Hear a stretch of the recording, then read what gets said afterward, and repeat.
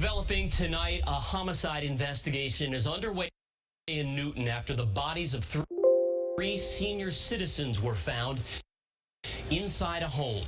The three were discovered stabbed and slashed to death in a house on Broadway this morning. Good evening to you. I'm Ken McLeod. Middlesex DA Marion Ryan just briefed reporters, and here's what we know. At about 10:15 this morning, a person familiar with the victims called police to tell them they'd found three bodies at the house on Broadway. That's in Newton's Nonantum neighborhood.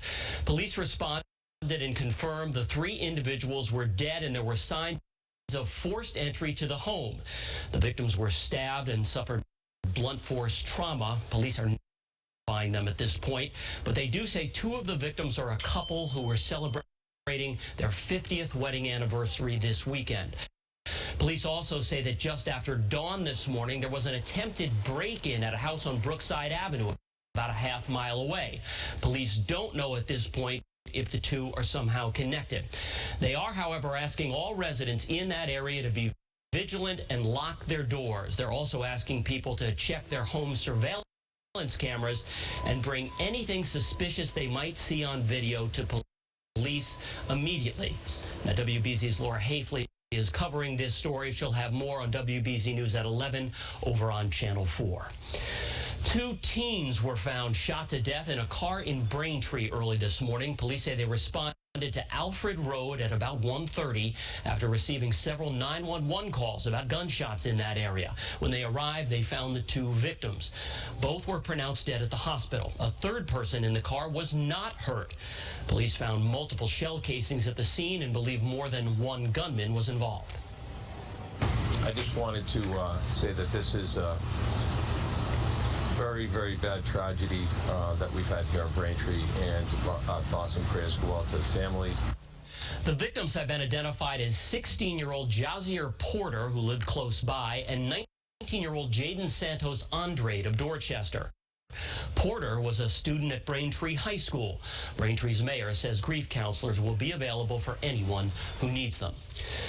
The Coast Guard has officially launched a Marine Board of Investigation to figure out what led up to the submersible implosion that killed 5 people and how a repeat might be prevented. That word comes less than 72 hours after the Coast Guard concluded the mini-sub was crushed at depth while making its way down to the wreckage of the Titanic last weekend. The Coast Guard says it's now in the evidence recovery phase and is optimistic it can retrieve the submersible pieces from the ocean bottom 2.5 miles down. The salvage operations are ongoing. I'm not going to give the details of what the recovery has been to date, but the resources are on site and capable of recovering the debris. The Coast Guard did not provide a timeline for the investigation, which can make recommendations on changes to maritime law and even recommend criminal charges.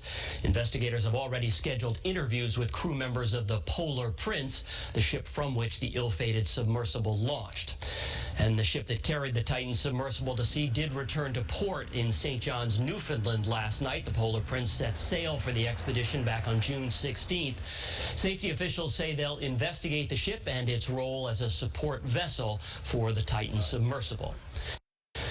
A state trooper was seriously injured overnight when he was hit while investigating another crash. It happened in the northbound lanes of Route 93 in Milton at about 3:15 this morning.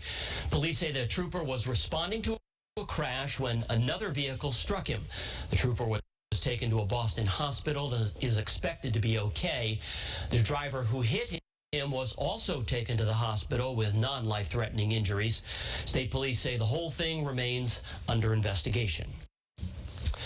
All right, let's get a lighter story here. Patriot Place in Foxborough transformed into a pickleball paradise this weekend.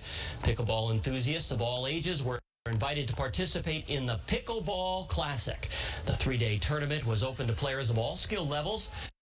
And along with playing pickleball, the event featured a beer garden, food, live music, and believe it or not, an axe-throwing station. I started 11-0 because my parents are pickleball enthusiasts. So I live in the community. I know all the players. What was really missing in the Northeast region was a social pickleball community. Pickleball, as you might have known, is said to be the fastest growing sport in America.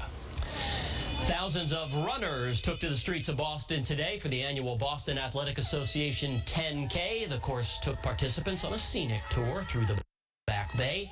3 para-athletes broke world records at today's race, and Kenya's Helen Obiri won the women's open division just 2 months after winning the Boston Marathon.